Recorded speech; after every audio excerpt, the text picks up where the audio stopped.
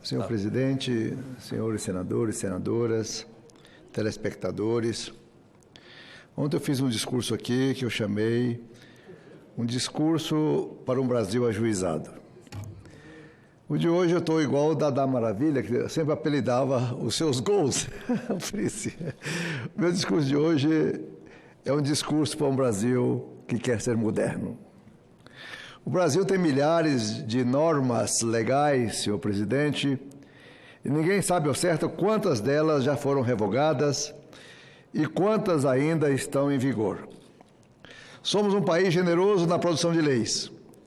Nessa terra, quer-se regular tudo, desde assuntos mais importantes e estratégicos para o país até pequenas questões que poderiam muito bem serem solucionadas no âmbito privado das famílias e das empresas. Temos uma legislação mais extensa, das mais extensas e complexas do mundo. Se isso fosse sinal de avanço social e econômico, estaríamos entre as nações mais desenvolvidas do planeta. Apesar de tanta disposição em produzir normas, o que temos no Brasil é uma crônica sensação de insegurança jurídica em vários temas. O cidadão comum, empregado, patrão, investidor, nacional e estrangeiro, todos ficam com a impressão de que o Estado mais atrapalha do que ajuda. É função do Parlamento denunciar essa situação e apontar possíveis soluções. O Brasil precisa acordar para a necessidade de adequar suas leis a uma agenda positiva de desenvolvimento.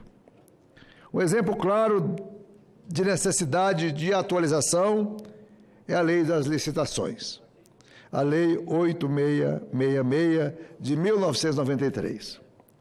À época de sua edição, no início da década de 90, a Constituição Federal era um texto ainda muito recente, requeria a adaptação da sociedade civil e do legislador ordinário. O Brasil acabara de encerrar um desgastante processo de impeachment de um presidente da República. O Congresso Nacional era bastante contestado por conta do escândalo dos anões do orçamento, e uma onda moralizadora pressionava os legisladores a elaborar leis que traduzissem um maior cuidado com o trato das contas públicas. A Lei 8666 veio com esse espírito, o de conferir maior seriedade às licitações e aos contratos com participação do dinheiro público. A Lei 8666 é tão rigorosa e excessivamente detalhista que trava investimentos, afugenta empreendedores, amedronta até mesmo agentes públicos responsáveis pela ordenação de despesas, pois qualquer decisão duvidosa pode ser interpretada pelo Poder Judiciário como ação delituosa e passível de punição. Curiosamente, quando se tenta no Brasil vencer as amarras de uma lei difícil e de difícil aplicação por meio de edição de outra lei, o movimento do legislador é de não aprová-la e deixar tudo como se encontra. Veja-se o caso da medida provisória 882 de 2019, que trazia excelentes ideias no sentido de estimular investimentos de infraestrutura, permitia a atuação de consultorias especializadas em definir critérios técnicos de licitações e garantir o fornecimento de informações consistentes aos órgãos fiscalizadores, como no caso o Tribunal de Contas da União. O que aconteceu com a MP 882? Simplesmente perdeu a validade, sem que fosse apreciada no tempo certo pelo Congresso Nacional. Um absurdo. Em brilhante artigo publicado no Estado de São Paulo, no dia 25 de setembro último, o cientista político e renomado Dr. Luiz Felipe Dávila defendeu alterações da Lei 8666 e a retomada da medida provisória 882 como pontos de partida para oxigenar e destravar ambiente de negócio no Brasil. E disse mais: deveria haver mais rigor no trato com as custas e sucumbências de ações judiciais promovidas pelo Ministério Público, que, segundo o colunista, nem sempre age com sobriedade suficiente para calcular o impacto de suas ações no andamento de obras de infraestrutura e na condução de políticas públicas estratégicas para o desenvolvimento do país. Luiz Felipe Dávila chama a atenção para o fato de que ações trabalhistas experimentaram uma queda de 36% após a reforma, que instituiu o ônus das custas para o autor da ação e que algo semelhante deveria ser proposto em relação ao Ministério Público.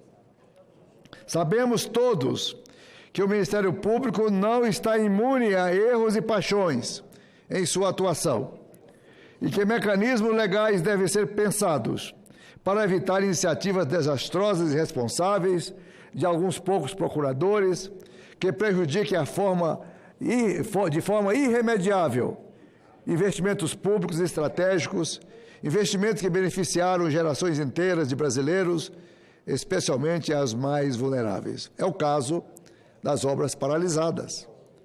Qual é o custo das obras paralisadas? Quem paga o diferencial de uma obra parada por anos, quando retomada, 2, 3 vezes mais caras? Corroboro as sugestões de Luiz Felipe Dávila e vou mais além.